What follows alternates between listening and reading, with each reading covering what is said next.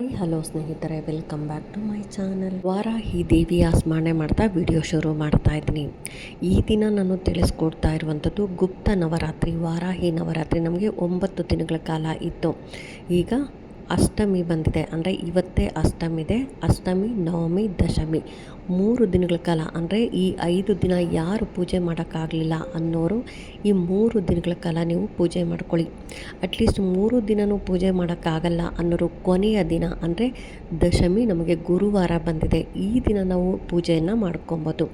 ಇನ್ನು ಯಾವ ರೀತಿಯಾಗಿ ಪೂಜೆ ಮಾಡ್ಕೊಬೇಕು ಅನ್ನೋದಾದರೆ, ಕೆಂಪು ಅಕ್ಷತೆ, ಕೆಂಪು ಹೂಗಳಿಂದ ನಾವು ಪೂಜೆಯನ್ನು ಮಾಡ್ಕೊಳ್ಳೋದ್ರಿಂದ, ಇನ್ನು ಕೆಂಪು ಆರತಿಯಿಂದ ನಾವು ಪೂಜೆ ಮಾಡ್ಕೊಳ್ಳೋದ್ರಿಂದ ನಾವು ಸಾಲಗಳಿಂದ ಮುಕ್ತಿ ಹೊಂದಿರಿ.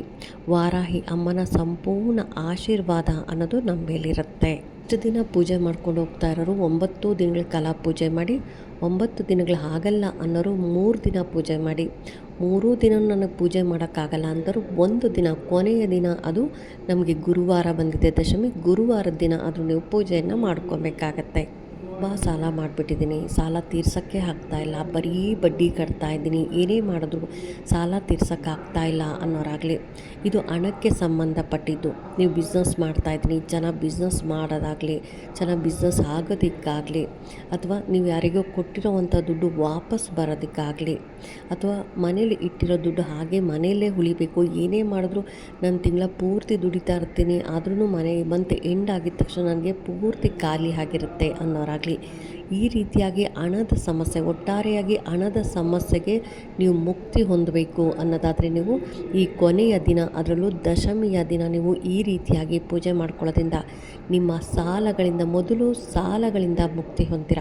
ಒಂದೇ ಸರಿ ಸಾಲ ತೀರುತ್ತೆ ಅಂತಿಲ್ಲ ಸ್ನೇಹಿತರೆ, ಕ್ರಮೇಣವಾಗಿ ಸ್ವಲ್ಪ ಕಾಲ ನಿಮಗೆ ಸಾಲಗಳನ್ನು ತೀರಿಸೋ ಅವಕಾಶಗಳು ಕೂಡಿ ಬರುತ್ತೆ. ಯಾವುದು ಎಷ್ಟೋ ದಿನಗಳಿಂದ ಬರಬೇಕು ಅನ್ನೋ ದುಡ್ಡು ಬಂದು ನಿಮ್ಮ ಸಾಲಗಳಿಂದ ಮುಕ್ತಿ ಸಿಗುತ್ತೆ. ಎಷ್ಟು ದಿನದಿಂದ ನಾನು ಕಾಯ್ತಾ ಇದ್ದೆ, ಈ ಸಾಲಗಳು ತೀರ್ತಾನೆ ಇಲ್ಲ, ವರ್ಷಾನುಗಟ್ಲೆಯಿಂದ ನಾನು ಸಾಲ ತೀರಿಸ್ತಾನೆ ಇದ್ದೀನಿ, ಆದರೂ ನನಗೆ ಸಾಲ ಮುಗಿತಾನೆ ಇಲ್ಲ, ಬರೀ ಬಡ್ಡಿನೇ ಕಟ್ತಾ ಇದ್ದೆ ಅನ್ನೋರು ಕೂಡ ಈ ಕೆಲಸವನ್ನು ಮಾಡ್ಬೋದು.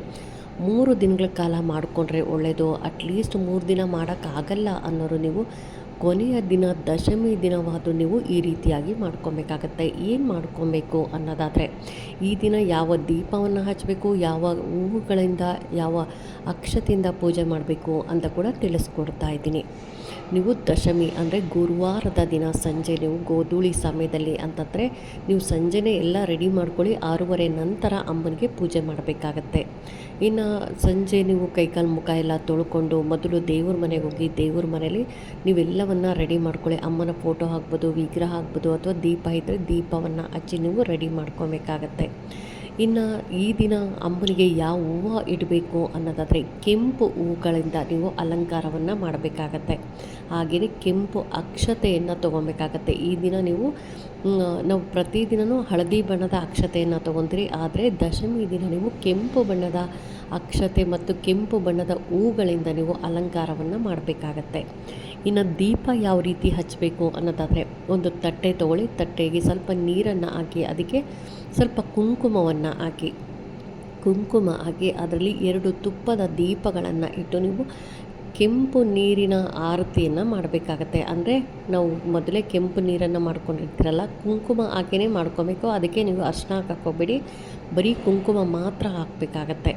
ಈ ರೀತಿ ಹಾಕಿ ನೀವು ಈ ದಿನ ಆರತಿಯನ್ನು ಮಾಡೋದು. ಹಾಗೆಯೇ ಅಮ್ಮನಿಗೆ ಏನಾದರೂ ಸಿಹಿ ಪದಾರ್ಥ, ಅದರಲ್ಲೂ ನಾವು ಈ ದಿನ ಹಾಲಿನಿಂದ ಮಾಡಿದ ಪ್ರಸಾದ ಅನ್ನವನ್ನು ಇಟ್ಟು ನೀವು ಪೂಜೆಯನ್ನು ಮಾಡಬೇಕಾಗತ್ತೆ.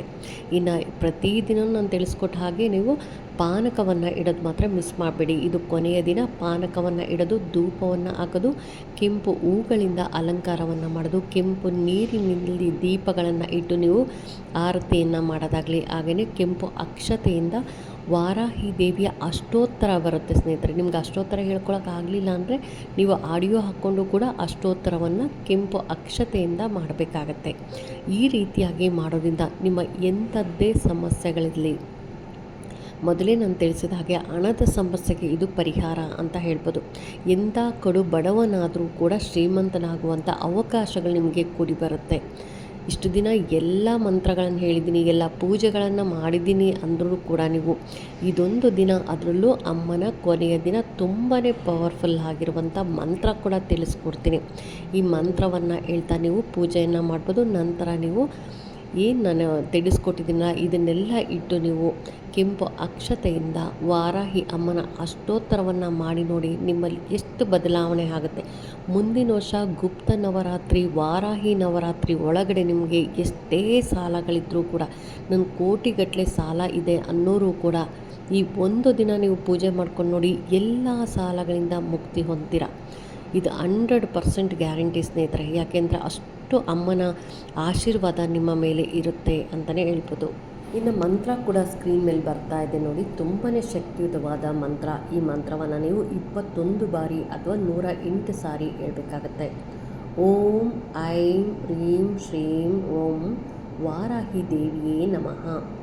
ಓಂ ಐಂ ಹ್ರೀಂ ಶ್ರೀಂ ಓಂ ವಾರಾಹಿ ದೇವಿಯೇ ನಮಃ ಅಂತ ನೀವು 21 ಬಾರಿ ಆಗಲಿ ಅಥವಾ 108 ಸಾರಿ ಹೇಳೋದ್ರಿಂದ ನೀವು ಸಾಲಗಳಿಂದ ಮುಕ್ತಿ ಹೊಂದಿರ. ಹಣದ ಸಮಸ್ಯೆಯಿಂದ ಯಾರೆಲ್ಲ ಬಳಲ್ತಾ ಇದ್ದೀರಾ, ಎಲ್ಲ ಹಣದ ಸಮಸ್ಯೆಯಿಂದ ಮುಕ್ತಿ ಹೊಂದಿರಾ ಅಂತಲೇ ಹೇಳ್ಬೋದು. ಹಾಗಾಗಿ ಮಿಸ್ ಮಾಡಿಬಿಡಿ, ಎಲ್ಲರೂ ಮಾಡ್ಕೊಳ್ಳಿ. 3 ದಿನಗಳ ಕಾಲ ಮಾಡ್ಕೊಳ್ಳಿ ಅಂತ ಹೇಳ್ತೀನಿ. ಅಕಸ್ಮಾತ್ 3 ದಿನ ಮಾಡೋಕ್ಕಾಗಲ್ಲ ಅನ್ನೋರು ನೀವು ಒಂದು ದಿನವಾದರೂ, ಲಾಸ್ಟ್ ಡೇ ಅಂತಂದರೆ 23ನೇ ತಾರೀಕು ಗುರುವಾರ ಬಂದಿದೆ, ಗುರುವಾರದ ದಿನ ಆದರೂ ನೀವು ಒಂದು ದಿನವಾದರೂ ಈ ರೀತಿಯಾಗಿ ಮಾಡ್ಕೊಂಡು ನೋಡ್ಕೊಳ್ಳಿ.